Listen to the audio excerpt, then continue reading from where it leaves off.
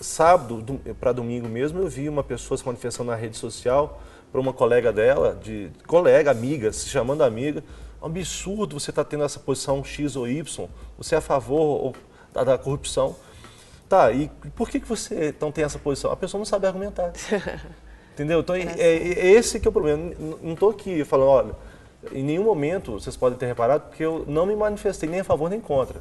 A PEC 37, eu vou ter cuidado de não fazer isso, pelo menos por enquanto, aqui ao vivo.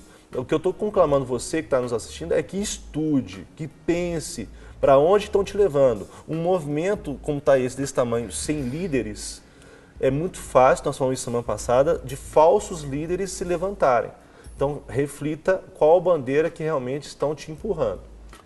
Com certeza. Agora a gente vê, inclusive, que quem entende a sua luta, né? E foi para a rua, o pessoal, por exemplo, do movimento Passe Livre, eu estava vendo até uma reportagem, uma entrevista, na verdade, com um dos líderes do movimento Passe Livre, dizendo que eles tinham chegado até ali e que o objetivo deles havia sido cumprido, então que agora eles iriam se reunir para traçar novos objetivos. Então a gente vê que o pessoal está bem informado. A líder, inclusive, do movimento Passe Livre, que é a Mayara Vivian, ela até disse nessa segunda-feira que a presidente Dilma falou que a tarifa zero para transportes públicos seria inviável.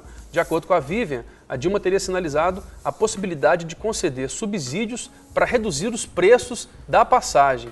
A Mayara reclamou do que chamou de falta de preparo da presidência sobre o tema do passe livre e pediu ações concretas. A Mayara disse, ela não passou nenhuma informação, estamos sem nenhuma ação concreta, vimos a presidência completamente despreparada. Eles não sabem nem quanto custaria a tarifa zero, disse a Mayara, né? Ela disse ainda que a presidente se dispôs a dar continuidade ao diálogo com o movimento. A gente vê aí que os líderes do movimento Passe Livre estavam preparados, né? Vem com essa luta já há muito tempo e agora a presidência se depara com esses manifestantes, recebe eles para uma reunião que aconteceu inclusive ontem, mas a gente não sabe que, na verdade o que a gente vê é que os governantes não estão conseguindo falar a mesma língua que os manifestantes. Não estão perdidos, né? Exato, estão completamente perdidos, porque na verdade... Acho que todos nós estamos, de certa forma, viu? Porque nós não sabemos. Eu tive sábado acompanhando parte da manifestação, não fui até o local de enfrentamento, não, estive na Praça 7 e são as bandeiras mais diversas, possíveis e impossíveis, né, que a gente encontra lá. Então é muito espalhado. Parece assim, sabe como eu estou chamando muitas vezes, é o movimento assim, perdi a paciência. Perdi paciência com tudo, perdi paciência, então quero tirar o ficus, então fiz lá fica ficus, eu perdi a paciência com quem vandaliza com o meu animalzinho de estimação, então aí vai, com a OAB tinha faixa lá contra o exame de ordem, então tinha de tudo. Então na verdade você está precisando acertar isso. Agora de tudo isso, acho que independente se a fala da Dilma foi boa ou ruim e tal, poxa, o fato dela já ter recebido algumas lideranças, mesmo que ela não tenha ainda preparado para discutir, porque eu acho que ninguém está preparado, então todo mundo acha que não estava tudo bem. E não estava tudo bem. E o pessoal do Passe Livre quer tarifa zero. Isso cria todo um impacto, né, orçamentário, porque você tem que imaginar, tudo no Brasil, até por conta da lei de responsabilidade fiscal, se você abre mão de parte de uma arrecadação, algum outro ponto tem que compensar isso. Então, eu acho que isso realmente não é uma coisa simples. Você tem que fazer toda uma ginástica orçamentária, prioridades, para poder efetivamente cuidar disso. Mas eu acho que a Dilma apontou essas prioridades. Por exemplo, o dinheiro do pré-sal, ela quer que vá 100% para a educação. Então, é uma prioridade. E eu acho que aí vai caminhando. Porque as pessoas têm...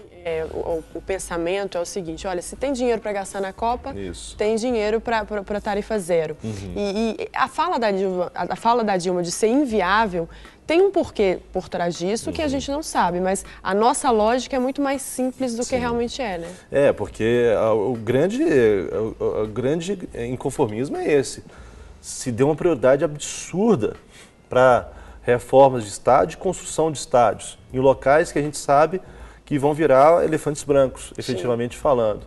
Por exemplo, o Maracanã está passando pela terceira reforma e vai passar pela quarta, porque o Comitê Olímpico Internacional não aceita o Maracanã nos moldes que ele foi feito para a Copa do Mundo. Quer dizer, é um negócio absurdo.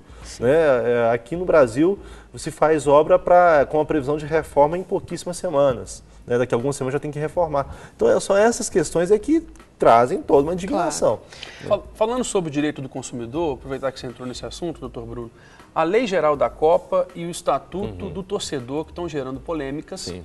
porque em muitos casos a lei choca com o Estatuto. Sim, em diversos. Né? Por exemplo, o mais notório, você mesmo comentou aqui há dias, sobre a venda de bebida alcoólica. Né? O Estatuto do Torcedor proíbe a venda de bebida alcoólica, aí você autoriza a venda de bebida alcoólica no estádio. Aí você pensa assim, por que se autorizou a venda de bebida alcoólica? Quer dizer que o torcedor que vai para a Copa do Mundo, ele bebe com mais moderação, né, e não vai dar confusão, tal. Que é bobagem. Quem já acompanhou a Copa do Mundo, não precisa nem ter ido lá na Alemanha, qualquer lugar. Pela televisão, vê que os caras ficam completamente bêbados, né, e vandalizam, e tem uma imensa preocupação, por exemplo, com os famosos hooligans, né? Não, aí você vai pensar, não, porque por trás disso, um dos maiores patrocinadores da Copa do Mundo é uma marca de cerveja. Agora, tudo é complicado, vai criando só indignação. Outra, na Copa do Mundo você pode levar bandeiras com hastes para os estádios. Por que se proibir para o Estatuto do Torcedor? Porque a haste, infelizmente, em momentos de conflito de torcidas, vira uma arma.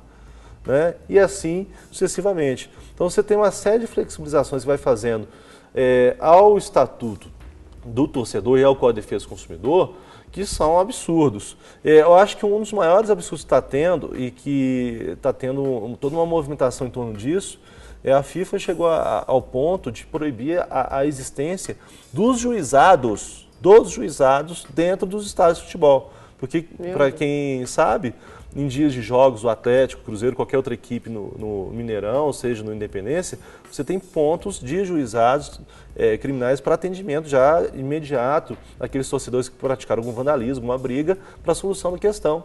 Aí você não poderia nem ter esses juizados. Quer dizer, é um negócio de louco. Muda tudo, na verdade, né? Na verdade, eu tive no Mineirão esse final de semana agora, no sábado, com a minha família, e até tampinha de garrafa d'água eles proíbem. Na verdade, a FIFA, quando ela entra, ela coloca a lei dela e as coisas têm que ser feitas nos moldes da FIFA, da maneira como eles querem, independente da legislação vigente do país, o que é um problema, né, doutor? Eu não sei se você reparou, Felipe, ou Luciano, ou quem está nos acompanhando, eu vi até esse comentário e comecei a prestar atenção com mais calma.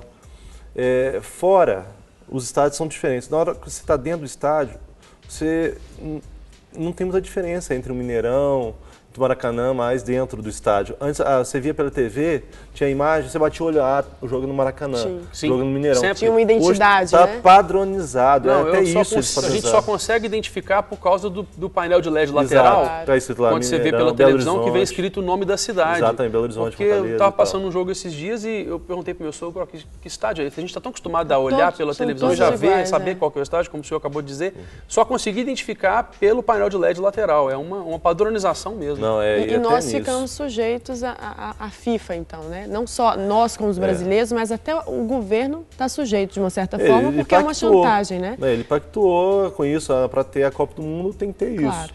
E isso aí tem criado reflexos em vários países do mundo. Tem até um jurista que estava conversando com ele no final de semana, que falou assim, eu vou escrever um artigo assim, eu achei ótimo, os efeitos colaterais da Copa do Mundo. Né? Quais são os problemas? Eles só falam do legado, né? Não, vai melhorar tal coisa. Mas quais são os efeitos colaterais? Inclusive, esses movimentos sociais são efeitos colaterais. Na África do Sul também teve um grande número de manifestações contrárias às vésperas da Copa do Mundo.